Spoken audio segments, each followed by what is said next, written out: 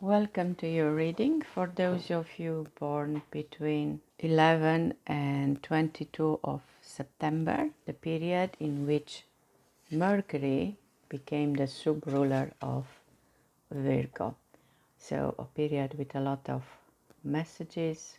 And if we look at the tarot card, we have the Hermit for the Virgo and we have the Magician for Mercury. So Mercury is very much at home in this sign. He feels exalted, and we see that the messages there are that you have the magic, the way I see it, and you can take your time to think about it and how to use it because you have the light. And together the Mercury in Virgo is associated with the 10 of coins. And this card, we see here a lot of abundance, wealth, inheritance, great relationship, success. Wealth has different forms of currency. It can mean a happy family, happy relationship, the fact that you have a comfortable house, that you have health, that you are you have enough money for your needs and for your wants, and also maybe having healthy boundaries, which is also very important. So if you look at this card, it's not that it just appears. So you work hard to get here. You have this abundance for a while now. Maybe you can just evaluate, looking back of all the effort you did, and allow yourself to celebrate. If we look at the tarot card, the classical tarot, we see these three generations here. Of course, the establishment, the old generation, who is the one really wealthy. You can also see these two dogs, which are normally the greyhound. It shows noblesse and aristocracy. They live in a kind of palace. We see here also the symbols. And then the young couple who stays under this arch when they are like permanent stability. And of course the third generation, the child. So this card is also very much about inheritance, but also how to inherit wisdom, passing from old to new, from known to unknown. And we also have the brick wall, who also talks about healthy boundaries, which I already mentioned. And the way the 10 pentacles are arranged here, they really symbolize the tree of life, the one that we have to evolve on.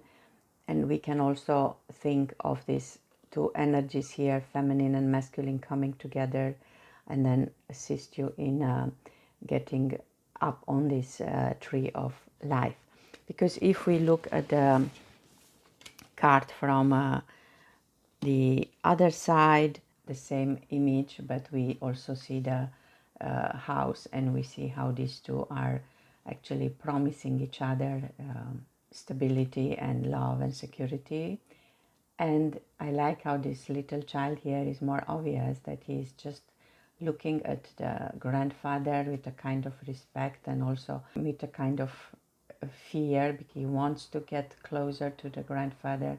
It's also about the generation, how, what do we take from our ancestors, what did we inherit, what is the influence of our family, what kind of tradition are we carrying on, and what is actually your position in the structure that was built. And if we look at the card before, the child was still small, the puppies were still small, long time ago in if we look at the time perception, but in quantum all it's happening in the same times. Here we can see the clothes of the grandfather much better, the wise man, and we can see the same symbols that are on the wall also on his dress. It's like a storytelling of his life, and every time I dress up I'm thinking of that. Why don't we show more about of ourselves by the way we dress? I know there are patterns and materials, speaking especially in Africa. I don't remember in which country, where actually there is some symbolistic for the pattern that you are wearing, and I see this also a way to become authentic if we all dare to dress up according to our own inner structure, present ourselves in this way to the world. That's another thought what I have when I see this card. And after that we see how this little child is collecting all the pentacles and keep them for a future use. Of course, showing the dog this 5-star, which is very important also for the tree of life. And he's the one already a little bit bigger. The grandfather and the mother are moving away, so it's for him now to carry on the inheritance, the wisdom, the wealth.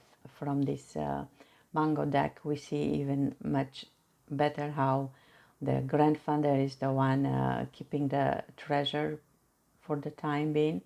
I like the fact that he is a much modern grandfather, because he also has glasses. It can also be like a disguise.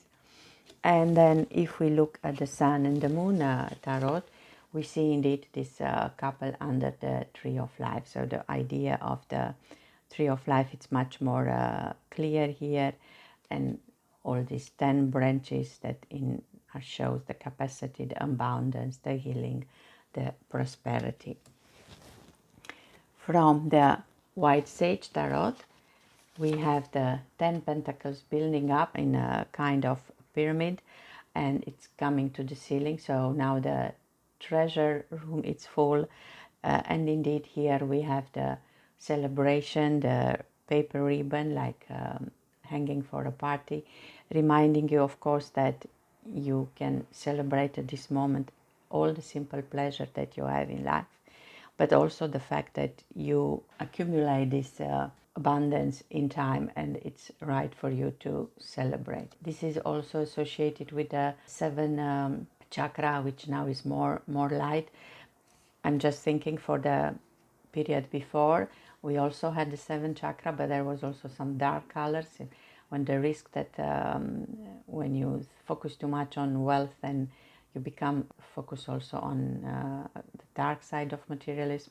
But here it's a kind of peace, a kind of understanding that wealth can be shared, and that the abundance is something that we all deserve. And by living the right life, well lived, then you also end up having this kind of wealth, and then you have all the colors of the rainbow in your chakra. And we were focusing more on the family, but with this 10 of sacred circles, we can also think of the extended family.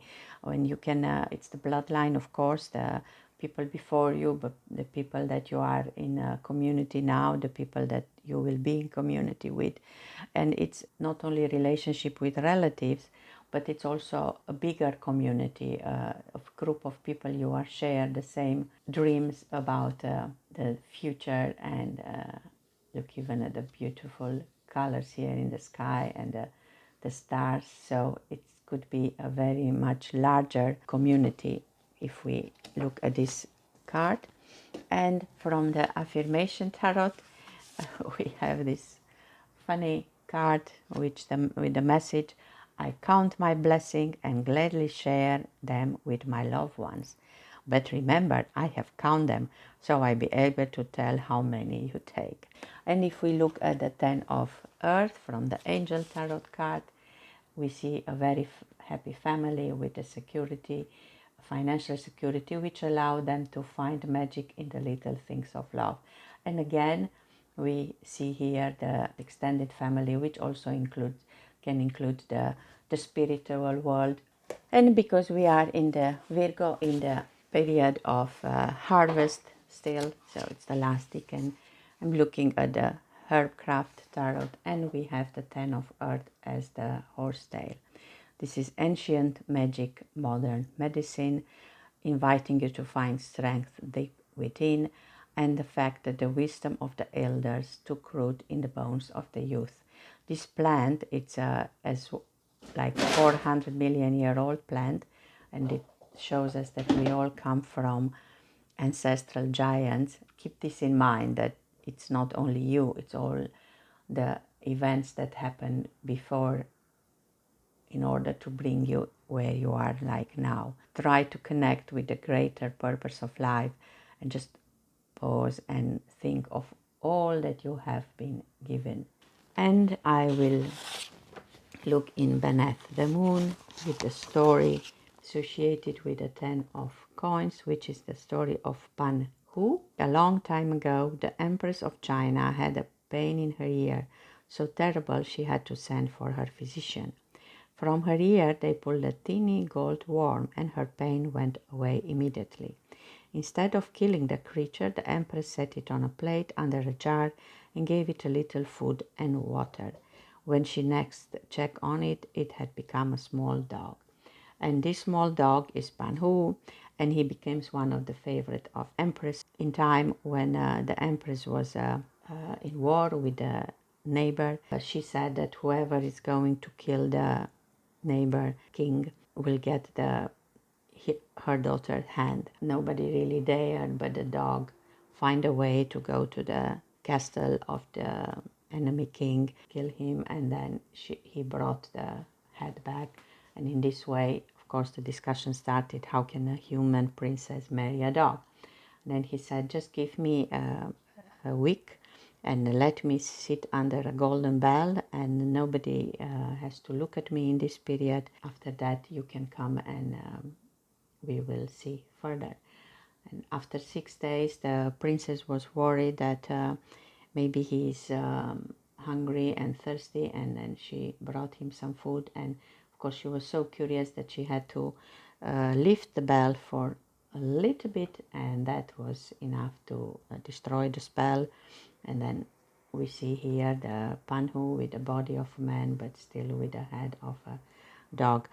I see this story important because it talks about the fact that we can be whoever we want.